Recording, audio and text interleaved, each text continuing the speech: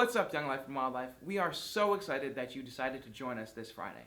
Over the last couple of weeks, we've been talking about spiritual formation and what it looks like to form good habits. Over the next 2 weeks, we're going to finish that series with a discussion on spiritual and mental well-being, where Pastor Andrew had the chance to interview Raena Peters, who is a member of the Soul Sanctuary community and is a professional who works in the area of mental health, spiritual formation, and discipleship. We've broken that interview up into 2 parts. Without further ado, here's part 1. What's up, Wildlife and Young Life, and welcome to another Friday night. We're excited that you've joined us, and we are joined tonight by another guest. We're joined by Raena. Raena, tell us a little bit about yourself. Introduce yourself to the students. All right. My husband and I, Carl, we've gone to Soul for years and years and years.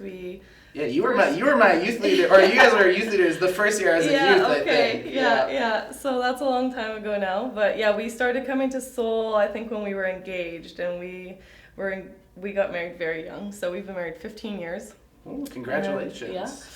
And without, making myself look too old, I'll just say I'm 37. So what else to say? We have 3 girls. So Flora, she is 6, and Nellie is 4, turning 5 in May, and a 2-year-old, June. So a lot of fun and very busy, yeah. Awesome. I wonder, maybe some of the students would even recognize those names from They Soul might. Kids. They might. Because some of our students are Soul Kids Yeah, leaders. for sure. Yeah. Raena, tell us a little bit about the work that you do. What's your job? What's it all about? Yeah, so I work for a ministry called Journey Canada. So it's been around a long time. We actually just had our 30th anniversary here in Canada. Wow. And it's also international or global, so Right. It's all over the world. I first kind of became familiar with it when I was just as old as Flora, actually. My parents were in ministry. And so Journey is a ministry that is a discipleship and prayer ministry that looks at integrating our real, regular lives with our relationship with Jesus, which I think is easier said than done. Yeah, and absolutely. So I know for myself, growing up in the church and having a relationship with Jesus from a young age, there's a lot of stuff we know that about the Bible or about our faith, and we have the right answers, but actually applying them to the nitty-gritty of life is a little bit more complicated, and I think that the older we get, the more we realize how true that is. For sure. So I really found Journey to be a helpful place to ask some of those tough questions about life and learn how to invite Jesus into those places and not have my life and my relationship with Jesus be 2 separate things. Totally. Yeah. So it's looking at what are the things we're facing in our everyday life, and how do we bring Jesus into a part of that. Obviously, Jesus is there to begin with, but how do we recognize that? Right, yeah, totally. That's awesome. Yeah. So one of the topics that we want to talk about today about integrating Jesus into this part of our life, we want to talk about mental health. And maybe the first question we'll throw at you today is, what's the difference between an actual diagnosed anxiety or depression disorder versus just feelings of emotion or anxiety or sadness? Yeah, for sure. I think that's a question that's probably relevant to a lot of our lives, and it is a very big question in a lot of ways. Absolutely. So, obviously, if you're experiencing pervasive anxiety and depression and you really feel like you just are barely keeping your head above water, you need to talk to your doctor or a trusted, safe adult in your life or care provider. But beyond that caveat, I think that, life is really hard right now for everybody. Totally. And I think there's that saying, like, first world problems, which has its place, but I do I always grimace a little bit when I hear it, because in actuality, all of our problems are important and need addressing. So it doesn't mean that just because you have a quote unquote comfortable life, you have no problems. I think all of us are facing real life in different ways. And so one of the first things is to not be minimizing our own experiences and things that we need help with. So Difference between depression and anxiety that needs to be treated in just regular tough times, I think is you need people to walk with you to kind of discern that. I think as we talk today, we can talk about different things we can be doing to be managing our own mental health and taking care of ourselves well, and kind of healthy coping mechanisms with difficult times. Healthy things that we can be doing to be taking care of ourselves so that the bottom doesn't fall out of our life. For sure. But so as we talk about those things, if we're talking about how to manage our emotions, how to be present to how we're feeling, and how to be taking care of ourselves, if as we're talking about that and you're trying to apply those things to your life and you can't do that, if you can't even if you're having too much trouble doing the things to take care of yourself, to help yourself be in a better place, then I think that's when you need to reach out for help, if that makes sense, and talk to somebody else to help you out. So we're all going to have bad days or bad weeks or bad seasons, and there's things that we can do to help ourselves walk through and grow through those times. But if we're having a lot of trouble just even doing those things, then we need further help. Right. So then we'd go to a trusted adult or your doctor or some sort of therapist of some kind. Yeah, for sure. Right. So when we're just feeling these normal emotions of sadness, or we're going through tough times or anxiety, how do we acknowledge and show value to these emotions without letting them control our lives? Yeah, I think that's a really important question, especially, so we've come a long way, I think, in society and in our culture. We're talking a lot more about mental health and a lot more about emotions and making space for them. But at the same time, we kind of need to know where we're going with that. Like, we're not just talking about emotions to talk about emotions.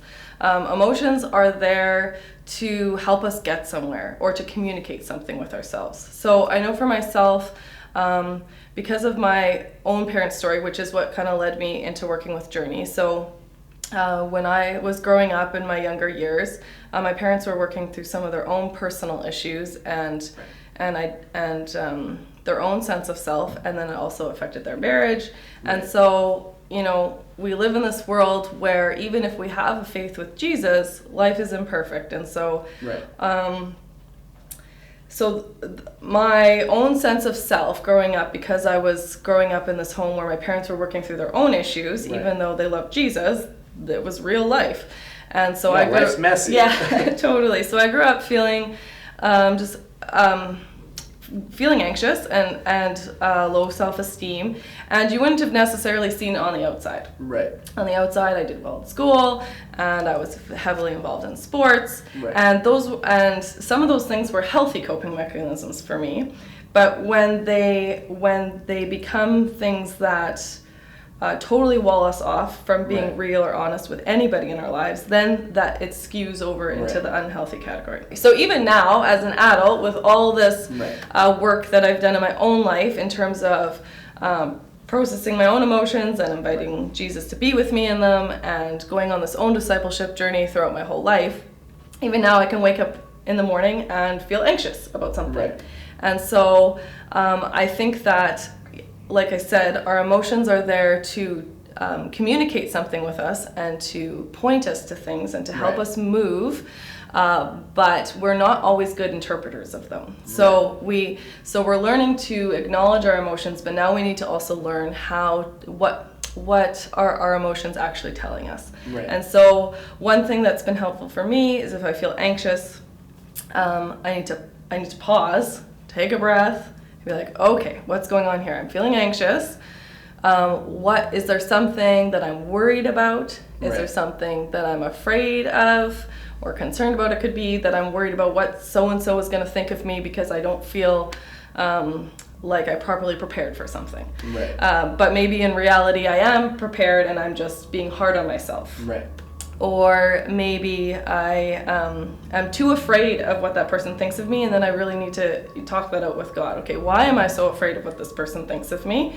Is it because there's something in my own life that I haven't been addressing that I'm feeling personally convicted about that I need to work on, or am I feeling a false sense of shame about who I am and comparing myself too much to others?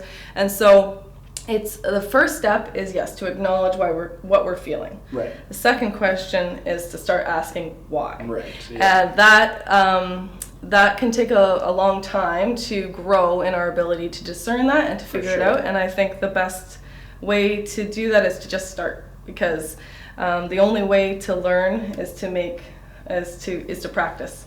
For sure. And sometimes practice means a mistake. You might, and the more you start to look at the underlying reasons behind your emotions, the better you'll get at it. For sure. Yeah. And maybe this isn't something that we have to do necessarily on our own. I think Totally. if you've been at Soul or Wildlife or Young Life for a while, you've heard you can't do life alone, things like that. What place do these healthy relationships or human connection play in discerning this and in this journey? Yeah, for sure. Yeah, one of the biggest reasons I'm able to be at a place in my life where I can slow down and make space and time to ask myself those questions about my emotions is because other people earlier in my life have walked with me through that, and because I know that if I'm in a place where I hit a huge roadblock, I've got people I can reach out to and say, hey, like this, I'm dealing with this feeling and this is all the thinking and processing I've done about it and I'm just hitting a wall. Is there something here that I'm missing that you could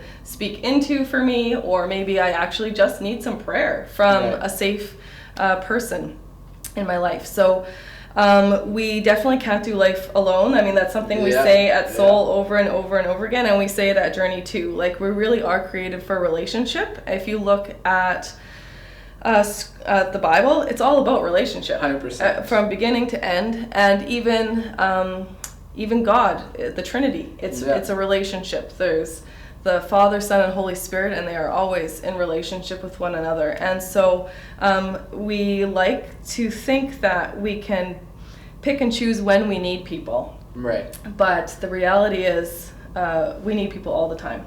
And so I think it's human tendency to want to like kind of get our life a little bit cleaner and neater and more presentable. You don't want to show people the messy side of your life. Before we invite people in. But time and time again, no matter how old I get, God reminds me that's not the way it works. Even now, it's like I have to, if I'm going through something, or if I have a question about something and I need to learn something, I need to reach out to my mentors. And I have to humble myself to ask questions that I'm like, does this make me look like I don't know anything after all of these years? If I ask this question or if I ask for help about this? And then, no, that's not how God works. That's not how loving, trusted leaders work. They're always happy to help and answer, and you learn something about yourself, and then you realize, it's not so scary after all.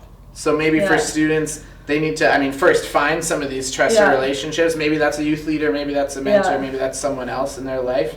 And then when they have these feelings, to just ask, to reach out. And I think if they are trusted individuals, they're not going to judge. They're not going to, for sure, to cause any extra worry or anything like that. That they want to support people. I think to be a hungry learner in every area of your life will get you will lead to the most enriching life in the long run.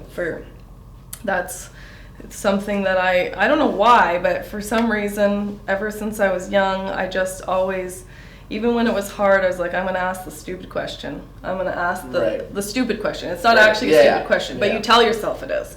But when you do that, you form those meaningful connections with other people, and you also learn what you need to learn so that your life is fulfilling and something beautiful. Young Life and Wildlife, thank you so much for joining us this week. As I mentioned at the beginning of the video, next week we'll have the opportunity to hear the second half of this interview. But as we close and before we go, we want to spend some time discussing in our small groups this question.